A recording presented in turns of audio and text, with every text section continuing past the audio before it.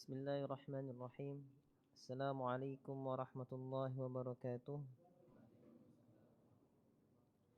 Alhamdulillah. Alhamdulillahi wafiril hibati wal ataya wa ghafiriz dhunubi wal khataya wa ashhadu an la ilaha illallah wahdahu la syarika lah wa ashhadu anna Muhammadan abduhu wa rasuluh. Allahumma salli ala Muhammad wa ala ali Muhammad wa man tabi'ahum bi ihsanin ila yaumiddin. Ya ayyuhalladzina amanu taqullaha haqqa tuqatih wa la tamutunna illa wa antum muslimun wa ba'd. Ikhwatal iman rahimani wa rahimakumullah. Alhamdulillah, di malam hari ini kita bisa melanjutkan kajian kita dari kitab Hadzal Quran fi mi'ati haditsin nabawi. Al-Quran ini dalam 100 hadis Nabi sallallahu alaihi wasallam. Yang mana kita telah sampai pada hadis yang ke-16. Tidak terasa kita telah menghafal 15 hadis. Dan kita telah sampai pada hadis yang ke-16. Hadis yang ke-16 ini An Jundub ibni Abdillah. An Jundub ibni Abdillah, dari Jundub bin Abdillah. Hadis ini dari Jundub bin Abdillah. Siapa itu Jundub bin Abdillah? Jundub bin Abdillah bin Sufyan An-Najli Al-Bajli, yang mana beliau adalah seorang sahabat yang meninggal pada tahun ke-60 Hijriah. Berarti masih sahabat yang telah remaja berjumpa dengan Nabi SAW.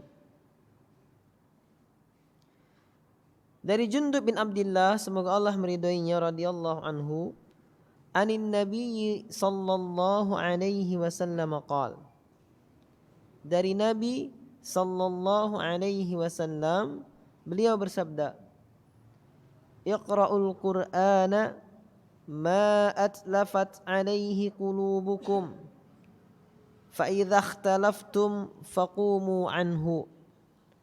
Rawahu Syaikhan. Iqra'ul Qur'ana, bacalah Al-Qur'an, ma atlafat alaihi qulubukum, selama hati kalian bersamanya. Bacalah Al-Quran selama hati kalian bersamanya. Fa idza ikhtalaftum, dan ketika kalian telah berselisih, maksudnya hati kalian sudah enggak lagi bersama Al-Quran, faqumu anhu, maka berdirilah darinya. Kalau difahami secara bahasanya saja, maka kita diperintahkan untuk membaca Al-Quran selama kita senantiasa memberikan perhatian kepada apa yang kita baca.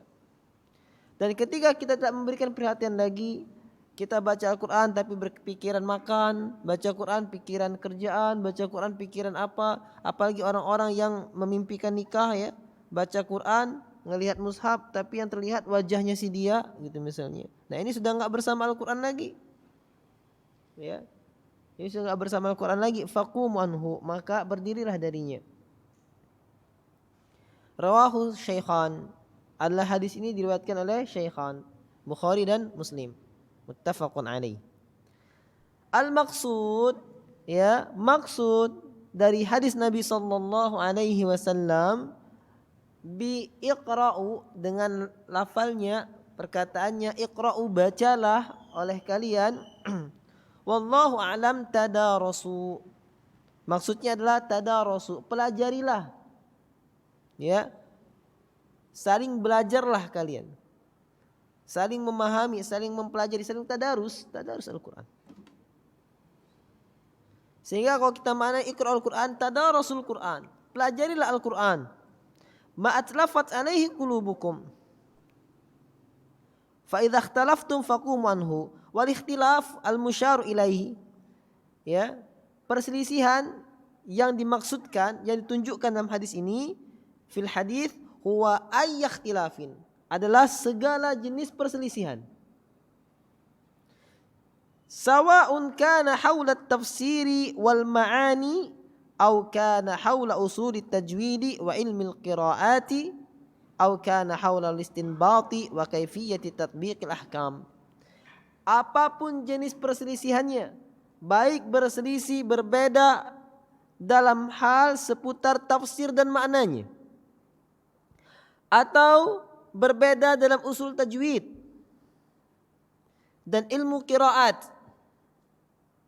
Ini mau baca berbeda-beda, ini ngotot mau baca Waris, ini ngotot mau baca Hafiz an Asim, ini ngotot mau baca qiraah Syaibah, ngotot semua dengan qiraahnya masing-masing. Au kana haula istinbati wa kaifiyati tatbiqil ahkam, atau berbeda berselisih pendapat dalam hal istinbat. Apa itu al-istinbat? Al-istinbat itu mengambil hukum dari suatu dalil. Ini ada dalil, oh ini maksudnya hukumnya kayak gini, oh enggak gini. Berbeda pendapat dalam al-istinbat, dalam mengambil hukum. Wa kaifiyati tatbiqil ahkam, dan berbeda pendapat dalam mengamalkan hukum-hukumnya, mempraktekkan hukum-hukum yang ada dalam Al-Quran. Ketika berbeda berselisih ini fakumanhu, maka tinggalkan. Ya. Qala al-muallif wa yatabayyanu minal hadithi anna al-ikhtilaf alladhi huwa mudda'atun lid-dha'fi wat-tafarruqi yajibu ijtinabuhu. Jelas dari hadis ini bahwasanya segala macam perselisihan yang mendorong kepada kelemahan dan perpecahan maka wajib untuk dihindari. Ini lagi tadarus Quran. Ini ngotot-ngototan beda, ikhtilaf. Ya, ngotot-ngototan udah tinggalin. Tinggalin. Karena ini akan mendorong kepada kelemahan dan perpecahan. Bal wa hatta tawaqqufu an tilawatil Qur'ani aw tadarusihi wa ta'allumihi inda zuhurin biwadiril ikhtilaf. Bahkan sampai kita itu diam dalam dari membaca Al-Quran dan mempelajarinya serta mengilmuinya ketika nampak suatu perselisihan. Ini kita baca Quran, menjelaskan segala macam, terus ada orang yang menyelisihi, ya ngotot, sudah kita diam, tawakuf. Bahkan lebih baik kita diam dulu. Lianna barakatat tilawati wa ta'allumi tamhaqu natijatul ikhtilaf. Karena berkah baca Al-Quran dan mempelajari Al-Quran, ya, terhapuskan akibat natijatan al-ikhtilaf, akibat hasil dari berselisih tadi. Wa tabta'idul qulub, dan hati menjadi menjauh, saling menjauh. Ketika berbeda, yang semulanya teman jadi mulai menjadi musuh, hati mulai menjauh. Wa tabta'idul qulubu an ba'dihha, ya, hati mulai menjauh dari sebagiannya. Wa yadkhulu syaitanu, dan syaitan akan masuk, likayuthira nawazi'an nafsi, agar dia memberikan penyakit-penyakit jiwanya, al-insaniyah, secara manusiawi. Seperti apa penyakit-penyakit jiwa manusiawi? Min hubbin lidzuhur, seperti ingin seperti senang lidzuhur, pada ketenaran. Dia menampakkan pendapatnya segala macam, ada orang berpendapat dibantah dengan menampakkan, ini loh saya ini pandai dalam menafsirkan, saya ini ngerti nih tafsir Al-Quran. Hubbun lidzuhur, pengen senang dia dengan ketenaran. Itu di antara penyakit hati. Wal ujubi, dan ujub. Ya, ujub. Apa tuh ujub? Bangga diri. Ya. Birra'yi wal ananiyah, dia bangga dengan pendapatnya, wal ananiyah, dan dia itu egois. Ya. Ini diantara penyakit-penyakit jiwa yang akan dibisikkan syaitan ketika berselisih. Ketika beda pendapat, ini jawab, dia nggak mau kalah, hubbul zuhur, pengen tenar. Kemudian dia dibisiki lagi syaitan, ketika mulai kalah dibisik lagi, dia harus bangga. Ini pendapat kamu nih benar, egois lagi, jadi nggak bisa menerima kebenaran. Ketika sama-sama egois, sama-sama ngotot, timbullah kedengkian, timbullah kebencian, dan timbullah permusuhan antara satu dengan lainnya. Qala Sahlun At-Tusturi, ya, Sahl At-Tusturi mengatakan radhiyallahu anhu, fil Qur'ani ayatan. Dalam Al-Qur'an ada 2 ayat, ma asyaddahuma ala man yujadilu fil Qur'an, yang sangat-sangat keras menegur orang yang berdebat dalam Al-Qur'an. Jidal dalam Al-Qur'an. Wahuma qauluhu ta'ala, yang 2 ayat tersebut adalah firman Allah Subhanahu wa ta'ala, ma yujadilu fi ayatillahi illa alladhina kafaru. Ya, tidak ada yang berbantah-bantahan, berdebat dalam ayat-ayat Allah kecuali orang-orang yang kafir. Quran surat Ghafir ayat keempat. Quran surat Ghafir ayat keempat. Tidaklah ada yang berbantah-bantahan dalam ayat Allah kecuali orang-orang yang kafir. Ini benar-benar teguran yang keras bagi orang yang suka berbantah-bantahan dengan ayat Allah Subhanahu wa taala. Ay yumari fi ayatillahi wa yukhasimu bihawa nafsihi. Maksudnya apa? Dia senantiasa berdebat dalam ayat Allah dan bermusuhan, ngotot dengan hawa nafsunya. Wa taba'a jabalati aqlihi, dan dia mengikuti kehendak akalnya. Ini maksudnya, berdebat yang mengedepankan hawa nafsunya dan akalnya. Dan juga ayat yang kedua, qauluhu ta'ala, yang tegas menegur orang-orang yang suka berbantahan dalam Al-Quran, dalam ayat Allah, wa innal ladzina ikhtalafu fil kitabi lafi shiqaqin ba'id. Dan sesungguhnya orang-orang yang berselisih dalam kitab Al-Quran, maka benar-benar mereka berada dalam penyimpangan yang jauh. Quran surat Al-Baqarah ayat ke-176. Qala al-muallif di sini, wa ahadul asbabir ra'isiyyati lil ikhtilafi hiyal jidal. Adapun sebab pokok asasi terjadinya perselisihan adalah perdebatan, jidal. Wa qad nahallahu anhu fil ayatil karimati sabiqati, yang mana Allah Subhanahu wa taala telah melarang dalam ayat sebelumnya tadi. Ayyul jidal fil Qur'an, jidal apapun, perdebatan apapun dalam Al-Qur'anul Karim. Wal jidalu manhiyun anhu, dan jidal itu, berdebat itu dilarang. Sawa'un kana jidalan fil Qur'ani am bi ghairihi, baik jidal berdebat di dalam permasalahan Al-Qur'an atau dalam hal lainnya. Dilarang berdebat tuh, berbantah-bantahan. Inistunida ila ta'assubi lirra'yi wad difa'i. Inistunida ila ta'assubi lirra'yi. Berdebat itu dilarang dalam permasalahan Al-Quran ataupun selain Al-Quran apabila disandarkan kepada ta'assub, ngotot dengan pikirannya. Ya, jadi ini kebanyakan ikhwatul iman. Banyak sebagian ikhwan nanya sama saya, Ustaz, ada orang bertanya kayak gini, saya jawab, dia bantah lagi, Ustaz. Saya jawab, dia bantah, kita bantah-bantah terus nggak ada habis-habisnya. Padahal saya ada kasih dalil, Ustaz. Saya bilang, kalau antum terus-terusin ladenin, yang ada adalah menyakitkan hati, mengeraskan hati, timbul permusuhan dan sebagainya. Terus gimana saya bisa dakwah, Ustaz? Gampang, simple aja. Ketika kita mau diajak orang diskusi, orang ngajak diskusi, ngajak munaqasyah atau berdebat, tinggal cukup satu dulu garisin.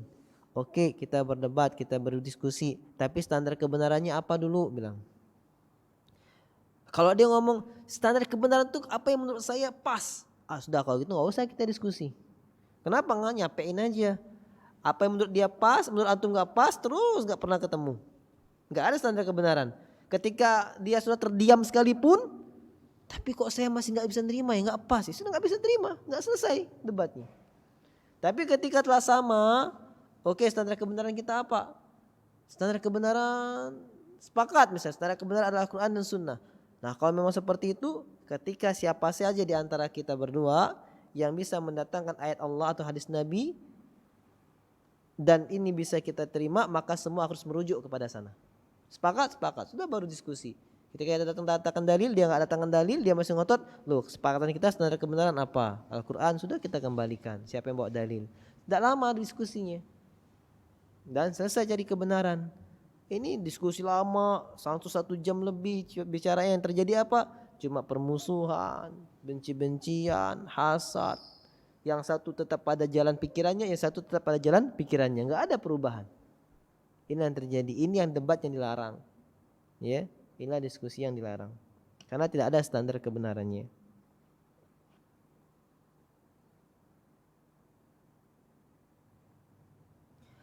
Waddifa'u an dzalika bi asali bil haqqi wal batili 'ala sawa'i. Ya. Dilarang juga debat itu tadi yang ngotot pada akal pikirannya dan membantah dengan cara-cara yang hak dan yang batil. Jadi dibantah dengan cara yang hak, dengan cara yang batil, bantah semua, pakai semua cara. Dengan jalan yang sama, enggak ada bedanya. Wa qad bayyana ar-Rasul sallallahu alaihi wasallam jazaan man yatrukal mira. Dan sungguh Nabi sallallahu alaihi wasallam telah menjelaskan pahala bagi siapa yang meninggalkan perdebatan. Nabi sallallahu alaihi wasallam bersabda, bi an yabniya lahu baitan fi ramdil jannah in kana mubtilan wa fi a'laha in kana muhiqqa. Pahalanya yaitu akan dibangunkan suatu rumah di suatu tempat di surga, di bawah surga apabila dia orang yang salah, dan akan dibangunkan rumah di atas surga bagi siapa yang benar. Jadi kalaupun ngerasa salah tapi dia nggak mau debat, yang debat kusir tadi, maka meninggalkan debat kusir, dibangunkan rumah di bagian bawah surga. Kalau dia benar, tapi dia meninggalkan debat kusir kayak gitu, maka dia dibangunkan rumah di atas surga. Wallahu taala alam. Hadis ini dikeluarkan oleh Imam Tirmidzi dan Ibnu Majah dari hadis Anas, dan Imam Tirmidzi mengatakan hadis ini derajatnya hasan. Di sini ikhwatul iman rahimani wa rahimakumullah. Mungkin kita dengar biasa aja, tapi coba kita renungin. Betapa banyak di antara ikhwan yang baru ngaji sekali, 2 kali, sebulan 2 bulan, ya tahu standar kebenaran. Itu kalau ketemu orang atau teman lamanya atau siapapun yang aneh, senang sekali debat. Ya, senang sekali debat. Bahkan ada seorang santri atau beberapa santri pun yang baru mondok berapa bulan lah atau 1 tahun sudah berani debat. Saya suka nih ketemu sama orang-orang liberal tuh, saya mau debatin dia. Udah sepede-pede itunya. Padahal bukan masalah nggak pede dengan ilmunya, tapi ada tata caranya. Ya, ketika antum beranikan diri seperti itu dengan niatnya debat, ingin membantah, ingin orang terdiam, maka niat yang salah ini menghilangkan pahalanya. Karena betapa banyak orang yang debat tujuannya menang. Orang diskusi tujuannya menang, dan dia bangga dengan kemenangannya. Saya diskusi tuh sama orang itu, dia terdiam. Oke, dia terdiam. Apakah dia ngikutin? Betapa banyak orang yang kalah dalam diskusi depan mata, terdiam, tapi tetap aja amalannya nggak ngikutin yang menang. Kenapa? Karena tujuan niatnya sudah salah. Makanya kita selalu ingat ikhwatal iman, ketika kita diskusi atau berdebat, yang pertama, berdebat niatnya bukan cari menang, tapi cari kebenaran. Yang pertama. Apa bedanya Ustaz? Ya kalau kita benar pasti menang. Enggak, belum tentu. Lihat lawan bicara. Ketika antum berbicara dengan orang yang lebih tua secara umur, lebih tinggi secara pendidikan akademik, misalnya antum bicara sama profesor atau doktor, antum mau S1 misalnya, atau bicara kepada seorang yang sedang ngisi materi, dia dianggap dunia orang, sedangkan antum sebagai peserta, dia lebih tinggi derajatnya. Ketika diskusi jangan mengharapkan menang, karena nggak bakal menang. Kok bisa? Orang yang sudah di atas posisinya secara umur, selaku pemateri misalnya, antum bantah, dia kalah jatuh di bawahnya, dia akan tetap mempertahankan menang. Terus bagaimana Ustaz? Kita diskusi kok gitu, sampaikan aja kebenaran sudah. Walaupun dia menang di majelis itu, oh iya jazakallah khairan, dia pulang dia mikirin baru. Dipikirin lagi, besok-besok dia beramal sesuai dengan yang dia dengar dari kita. Walaupun dia depan majelis dia menang. Kenapa? Karena nggak mungkin kita jatuhkan wibawanya di depan majelis. Itulah namanya hikmah dalam berdakwah. Jadi intinya dakwah sampaikan kebenaran, sampaikan hidayah taufik, hidayah irsyad. Karena hidayah ada dua, hidayah irsyad wal bayan. Adalah petunjuk, penjelasan. Adapun hidayah taufik di tangan Allah. Walaupun antum menang debat di depan mata dia termalukan, malu dia, hilang mukanya, tapi hidayah taufik Allah nggak sampai kepadanya, tetap aja dia berbuat kesalahan. Maka intinya dakwah adalah sampaikan kebenaran. Walaupun kalah di hadapan dia tidak masalah, tapi dia akan mikirkan di rumahnya, hidayah taufik Allah datang dan dia akan bisa mengamalkan kebenaran. Karena Allah firman, "Wa ma 'alaika illal balagh." Tidak ada kewajibanmu kecuali hanyalah menyampaikan. Innaka la tahdi man ahbabta walakinnallaha yahdi man yasha. Engkau enggak bisa beri hidayah kepada siapa yang engkau kehendaki, tapi Allah memberi hidayah kepada siapa saja yang Allah kehendaki. Hidayah taufik di tangan Allah. Kita cuma bisa menyampaikan saja. Kalau ini yang tertanam di diri kita, setiap kali diskusi dengan siapapun, kalah menang senyum. Enggak ada dongkol. Yang penting kebenaran telah disampaikan. Kita kalah di hadapan itu senyum. Alhamdulillah setelah tersampaikan, semoga dia nanti mikirin dapat hidayah.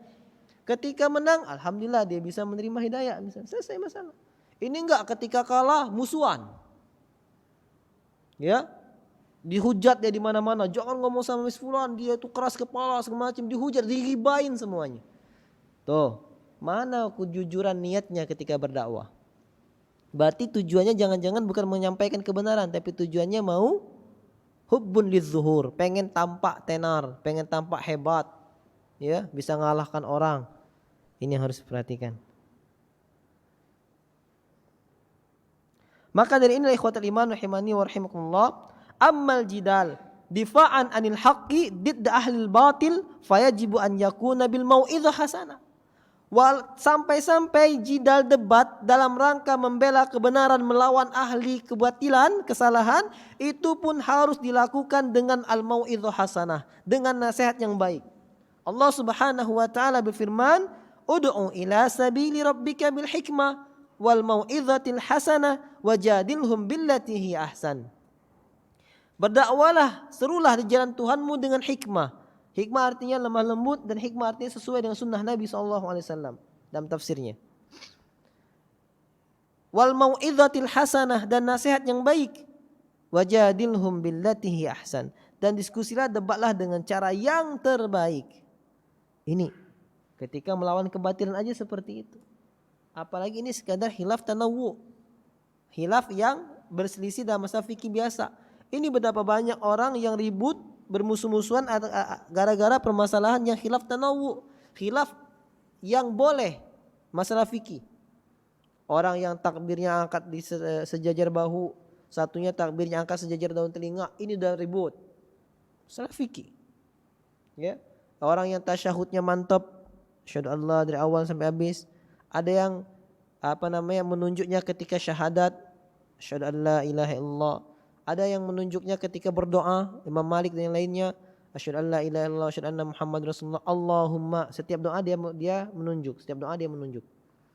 Ada yang gerak terus ngoter-ngoter. Ada yang kayak gini ngoter-ngoter gitu kan. Ribut semua. Ada yang sesat segala macam. Khilaf tanawwu, ya. Beda ikhwatul iman rahimani wa rahimakumullah.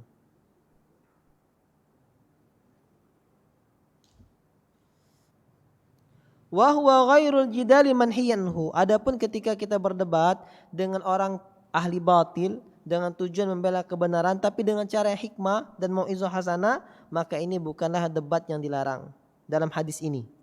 Kenapa? Ya, karena memang Allah telah memberikan, yang dilarang itu adalah debat yang sama-sama mengedepankan hawanya.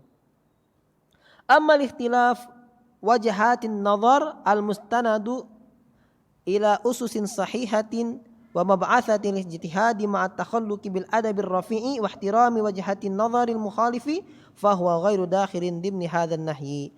Adapun ketika berbeda pendapat dalam sisi sudut pandang suatu dalil yang dibangun di atas asas yang benar, dia pakai usul fikih yang benar, dia pakai usul tafsir yang benar, cuman beda sudut pandangnya saja, ya. Dan sisi pendalilan ijtihadnya aja yang berbeda, namun disampaikan tetap menggunakan akhlak yang baik, adab yang terpuji dengan memuliakan lawan bicara dan menghormati pendapat orang yang berbeda tadi, maka ini tidak masuk dalam larangan tadi. Ya, karena larangan itu yang masing-masing ngotot, ya, masing-masing ngotot. Lianna Allah Ta'ala qad khalaqan nas mukhtalifin. Karena Allah Subhanahu wa Ta'ala telah menciptakan manusia berbeda-beda. Dalam hal apa? Fi qabiliyatihim, dalam hal penerimaannya al-aqliyah, dari kemampuan akal untuk menerima berbeda-beda. Wa ittila'ihim, dan telaahnya berbeda.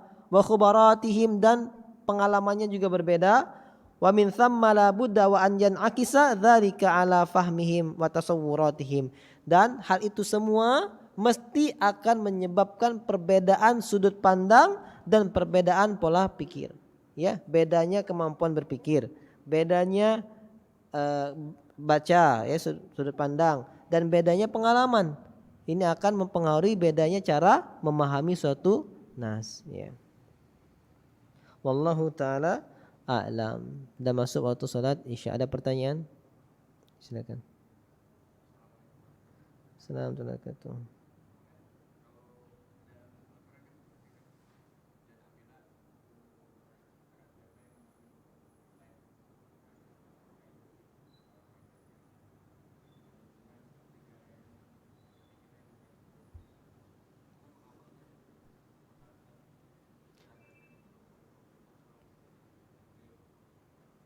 Masya Allah. Coba antum buka Al-Quran dulu. Ambil Al-Quran. Al-Akh bertanya, Azani. Al-Akh bertanya, Allah Subhanahu wa Ta'ala berfirman. Buka surat apa itu? Allah Subhanahu wa Ta'ala berfirman. Quran surah An-Nisa surah Al-Maidah. Allah Subhanahu wa Ta'ala berfirman, "Wa man lam yahkum bima anzalallah fa ulaika humul kafirun." Barang siapa tidak berhukum dengan hukum Allah, maka dia orang-orang kafir. Kemudian Allah berfirman, "Wa man lam yahkum bima anzalallah fa ulaika humul zalimun." Barang siapa tidak berhukum dengan hukum Allah, maka dia orang-orang zalim. Allah juga berfirman, "Wa man lam yahkum bima anzalallah fa ulaika humul fasiqun." Barang siapa yang tidak berhukum dengan hukum Allah, maka dia orang-orang yang fasik. Lalu bagaimana kondisi kita yang hidup di negara yang tidak berhukum dengan hukum Allah, katanya. Ya itu kan pertanyaan antum. Buka dulu Al-Quran. Nanti insyaallah kita akan jawab selesai azan Isya. Qul qali hadza astaghfirullah li wa lakum. Surah apa itu, bukanlah.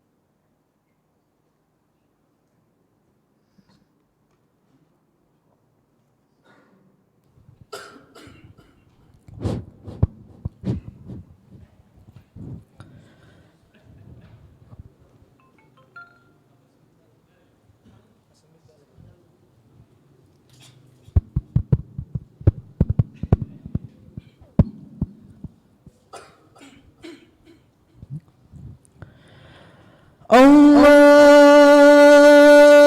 Akbar, Allahu Akbar, Allahu Akbar, Allahu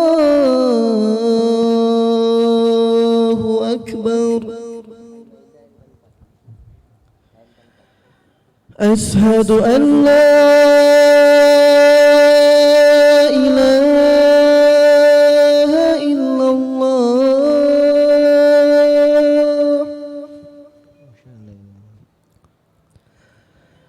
أشهد أن لا إله إلا الله أشهد أن محمدا رسول الله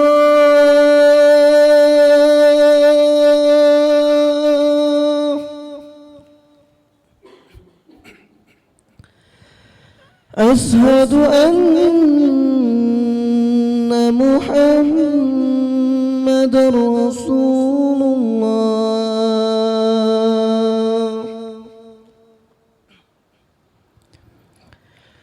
حي على الصلاة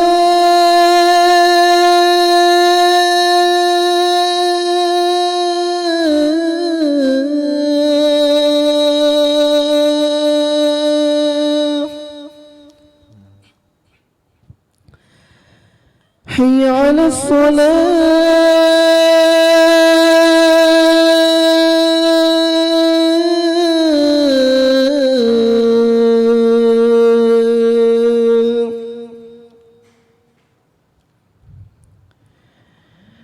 حي على الفلاح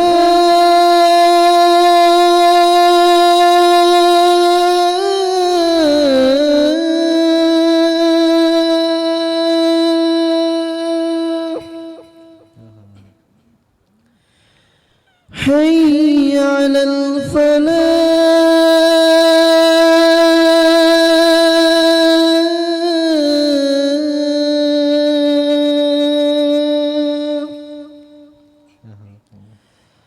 الله أكبر الله أكبر لا إله إلا الله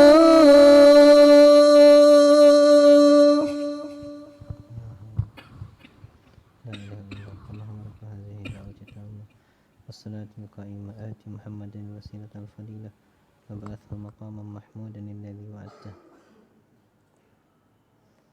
Udah dapat surah Al-Maidah ayat ke-44. Baca. Ada mic baca tak? Ada mic enggak baca? Ya, antum baca. Ayat 44. Artinya aja. Baca artinya aja. Allah berfirman, sungguh kami yang menurunkan kitab Taurat. Di dalamnya ada petunjuk dan cahaya. Yang dengan kitab itu para nabi yang berserah diri kepada Allah memberi putusan atas perkara yang terjadi pada orang Yahudi. Demikian juga para ulama dan pendeta-pendeta mereka. Sebab mereka diperintahkan memelihara kitab-kitab Allah dan mereka menjadi saksi terhadapnya. Karena itu janganlah kamu takut kepada manusia, tetapi takutlah kepadaku. Dan janganlah kamu menjual ayat-ayatku dengan harga murah. Barang siapa yang tidak memutuskan dengan apa yang diturunkan Allah, maka mereka itulah orang-orang kafir. Ya, terus ayat setelahnya tentang zalimun. Bukan Ayat setelahnya. 45. Ya, bukan setelahnya, lihat-lihat. Ya. Kami telah menetapkan bahwa bagi mereka di dalamnya Taurat, bahwa nyawa dibalas dengan nyawa, mata dibalas dengan mata, hidung dengan hidung, telinga dengan telinga, gigi dengan gigi, dan luka-luka pun ada kisosnya. Barang siapa yang melepaskan hak kisosnya, maka itu menjadi penebus dosa baginya. Barang siapa tidak memutuskan perkara menurut apa yang diturunkan Allah, maka mereka itulah orang-orang yang zalim. Tunggu ya. Ini dari kemampuan kekuatan bahasa aja dan pemahaman sedikit, belum saya sebutkan tafsir para ulama. Berdasarkan kekuatan bahasa aja, antum baca dari awal ayat. Yang pertama, Allah turunkan kepada nabi-nabi Taurat, Injil, ya, dan berhukum dengannya. Kemudian dia tetap suatu perkara dengannya. Siapa yang enggak berhukum dengannya, Orang-orang kafir. maka dia Kafir. kafir. Kemudian ayat berikutnya, Allah akan tetapkan kisos, hukuman had kepada seorang. Ketika yang orang telah ditetapkan kisosnya di dunia, maka baginya itu, dan dia tidak dikisos lagi di akhirat Allah Subhanahu wa taala. Hukum kisos, hukum dunia, ketika tidak berhukum dengan hukum seperti itu, maka dia orang yang zalim. Beda kan? Satu, dia enggak mengimani dengan Taurat dan Injil sebagai hukum Allah, maka dia kafir. Yang kedua, siapa yang tidak menjalankan praktek hukum Nabi seperti kisos, tidak jalanin, maka dia zalim. Lanjut ayatnya, yang fasik. Dan kami teruskan jejak mereka dengan mengutus Isa putra Maryam, membenarkan kitab yang sebelumnya yaitu Taurat, dan kami menurunkan Injil kepadanya. Di dalamnya terdapat petunjuk dan cahaya, dan membenarkan kitab yang sebelumnya yaitu Taurat, dan sebagai petunjuk serta pengajaran untuk orang-orang bertakwa. Terus, Dan hendaklah pengikut Injil memutuskan perkara menurut apa yang diturunkan Allah di dalamnya. Barang siapa tidak memutuskan perkara menurut apa yang diturunkan Allah, maka mereka itulah orang-orang fasik. nah, ketika ada teruskan perkara ini loh hukumnya ini hukumnya ini, tapi dia nggak ngikutin dalam perkara ini, maka dia dikatakan fasik. Kenapa? Tidak mengindahkan, tidak mentaati dan tidak mengindahkan hukum Allah Subhanahu wa taala. Ini secara bahasa aja. Ketika kita mau baca ayat sempurna, tidak dipotong-potong. Cuma pakai manhaj itu, baca ayat sempurna tidak potong-potong. Kalau dipotong-potong rusak agama ini. Fawaidun lil musallin, celakalah orang-orang yang sholat, titik. Antum sholat celaka semua. Dilanjutkan dulu. Alladzina hum an sholatihim sahun, yaitu orang-orang yang lalai dalam sholatnya. Bagaimana pemahamannya bisa benar? Ketika dia baca, selesaikan tuh ayat, enggak dipotong-potong. Ini dalam satu sisi pemaknaan dari kalian baca semua atau ayat secara sempurna. Nah, namun yang lebih ditegaskan lagi dalam tafsirnya. Dalam semua kitab tafsir, hampir semua kitab tafsir, ya. Dan bahkan Syekh bin Baz menjelaskan tafsirnya Ibnu Abbas radhiyallahu anhu. Siapa Ibnu Abbas? Adalah keponakannya Nabi SAW dan ahli tafsir para sahabat.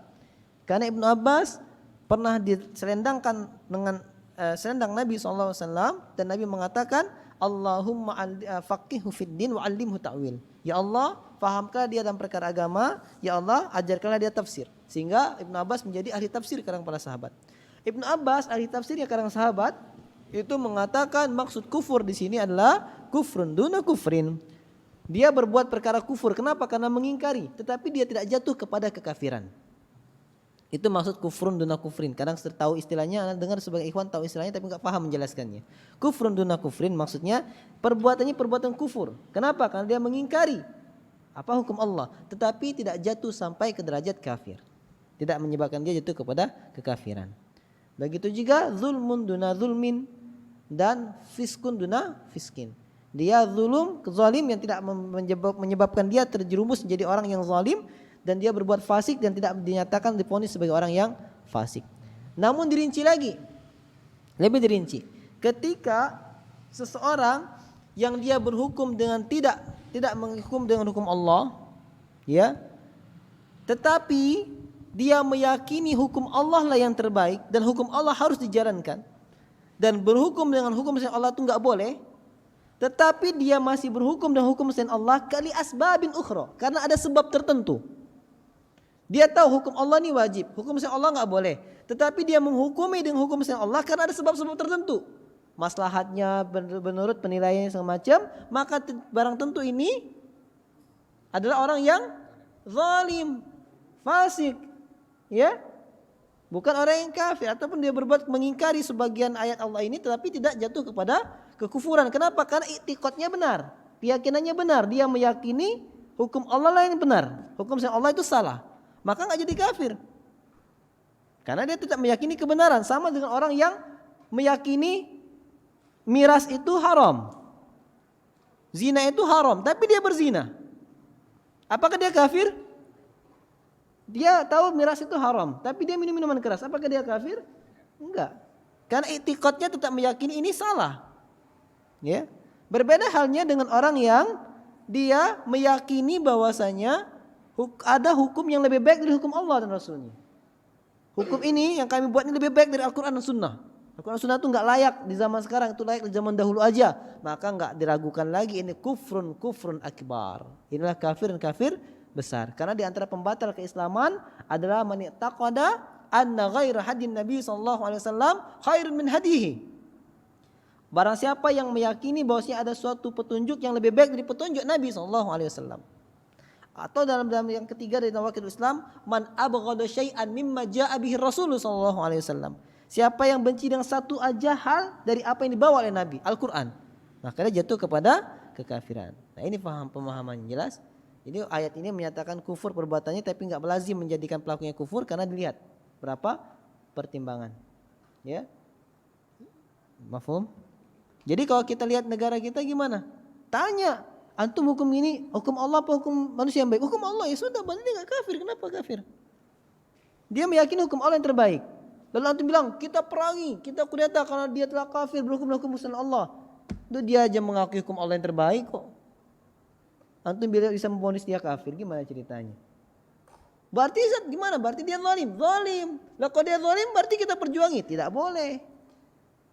Ketika sahabat bertanya kepada Nabi tentang pemimpin yang zalim, kata Nabi, walau akhadha malak wa daraba sadrak ati'. Maka maqal, walaupun pemimpinmu itu mengambil hartamu, memukul punggungmu, maka taati. Ya. Nah, ini permasalahannya.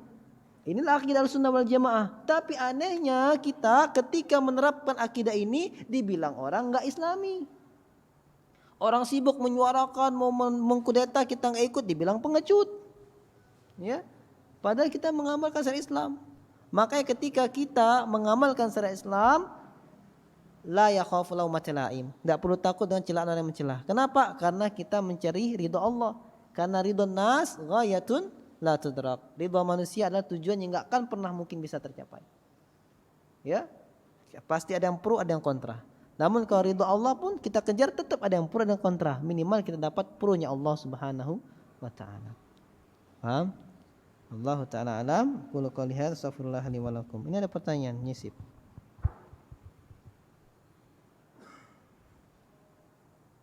Ustadz, apa hijab antara Al-Quran dengan seorang hamba sehingga sulit masuk ke dalam kolbu seseorang? Hijabnya adalah apa yang diajarkan oleh gurunya Imam Asy-Syafi'i yang bernama Waqi' kepada Imam Syafi'i. Ya, Imam Syafi'i berupaya untuk memberikan faedah kepada kita dengan menulisnya dalam sebuah syairnya yang indah yang dikumpulkan dalam kitabnya bernama Diwan Imam Syafi'i. Imam Syafi'i mengatakan, syakautu ila waqi'in su'a hifzi fa arsyadani ila tarkil ma'asi wa akhbarani bi annal ilma nurun wa nurullahi la yuhda li'asin. Aku mengeluh kepada guruku Waqi' tentang jeleknya hafalanku. Masuk Quran tidak masuk-masuk, baca apa tidak masuk-masuk, kayak ini pertanyaan ini, tidak masuk ke dalam hatinya. Fa akhbarani sakautu ila Waqi'in su'ahifzi fa arsyadani ila tarkil ma'asi. Lalu Waqi' itu memberikan aku bimbingan agar aku meninggalkan kemaksiatan. Dan dia memberitakan kepadaku bahwasanya ilmu adalah cahaya dan cahaya Allah tidak diberikan kepada pelaku maksiat. Ilmu cahaya Allah, Al-Quran ilmu, kalamullah cahayanya Allah, dan cahaya Allah tidak akan diberikan kepada pelaku maksiat. Jadi apa hijabnya antara seorang dan Al-Quran? Bukan dengan Al-Quran saja, dengan segala ilmu syariat. Ilmu Allah Subhanahu wa taala, hijabnya adalah kemaksiatan. Ketika dia berbuat maksiat, maka cahaya Allah tidak akan pernah diberikan kepada pelaku maksiat. Dan juga hadis Nabi SAW, ketika seorang hamba berdosa, nukita fi qalbihi nuqtatun sauda, maka akan ditorehkan di dalam dadanya, di dalam hatinya noda hitam. Dan noda ini akan semakin banyak selama dia berbuat maksiat, akan ditambah noda hitam terus sampai noda hitam itu menutupi hatinya. Wa dzalika ran fi qoulihi ta'ala kalla bal rana ala qulubihim ma kanu yaksibun. Kata pewahyuan tadi, dan itulah ran yang berdasarkan firman Allah, kalla bal, sekali-kali tidak, rana ala qulubihim. Ran telah menutupi hati mereka bima kanu yaksibun. Dia akibatkan apa yang mereka kerjakan. Nah, ini sebabnya kemaksiatan yang mereka kerjakan timbul noda hitam sampai menutupi semua hatinya, dan itulah ran. Firman Allah Subhanahu wa taala. Kita hafal ayatnya, tapi kita tidak mencernanya. Betapa banyak kemaksiatan kita lakukan sehingga ran terus. Sehingga nasihat nggak pernah masuk, Al-Quran nggak hafal-hafal, belajar nggak pernah nyambung, nggak paham-paham, dibilang orang nggak pernah mau nurut, dan seterusnya dan seterusnya. Wa idza astaghfara wa idza taba wastaghfarallah, dan apabila dia telah bertobat dan minta ampun kepada Allah, tsukila qalbuhu, ya, dibersihkan lagi hatinya. Nah, ketika hatinya telah bersih, dia bertobat terus, minta ampun sama Allah, hatinya bersih. Ketika hatinya bersih, maka dia bisa menerima ilmu Allah, bisa menerima Al-Quran, bisa menerima pemahaman dan semacamnya. Inilah sebab secara teori orang mengatakan kalau dia hafal Quran biasanya mudah belajar yang lainnya. Kenapa? Untuk bisa menghafal Quran dia harus bisa membersihkan hatinya dulu. Ustadz, saya kok baca Quran, teman saya itu 2 kali, 5 kali, 10 kali baca hafal, saya udah 50 kali nggak hafal-hafal. Memang gitu, Allah mau bersihin dulu. 1 huruf 10 kebaikan. Berarti kalau untuk baca 50 kali berapa banyak kebaikannya? Kebaikan, innal hasanati yudhibna sayyiat, kata Allah. Sesungguhnya kebaikan-kebaikan akan menghapuskan kesalahan. Jadi kita baca Quran 50 kali, 100 kali, itu berbuat kebaikan, yang kebaikan itu menghapuskan kesalahan-kesalahan kita. Seiring dengan berhapusnya kesalahan-kesalahan, maka semakin cepat menghafalnya. Pertama menghafal 50 kali ngulang, nanti 40, 30, 20, sampai 10 kali ngulang bisa hafal. Istiqomah, ketika istiqomah berarti kebaikan dilakukan dan menggugurkan keburukannya. Konsep ini harus dipahami. Jadi konsepnya apa? Semakin banyak baca, banyak hafal. Sedikit baca, sedikit hafal. Tidak baca, tidak hafal. Wallahu ta'ala alam, dan tinggalkan kemaksiatan, karena kemaksiatan adalah tabir antara kita dan hidayah Allah, adalah tabir antara kita dengan ilmu-ilmu Allah subhanahu wa ta'ala. Subhanakallahumma bihamdika asyhadu an la ilaha illa anta astaghfiruka wa atubu ilaik. Wassalamualaikum warahmatullahi wabarakatuh.